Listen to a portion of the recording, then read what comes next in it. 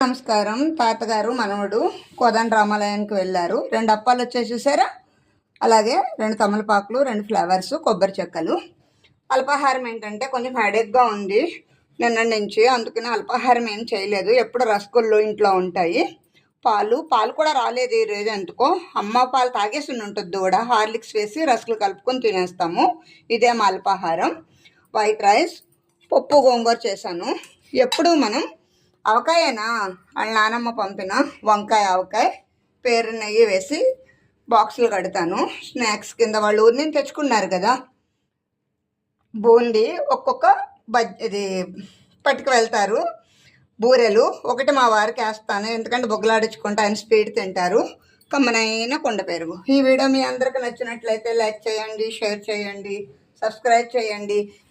మీరంతా సపోర్ట్ చేస్తున్నారు, తప్పకుండా సపోర్ట్ చేయండి. ఉంటాను. Bye bye.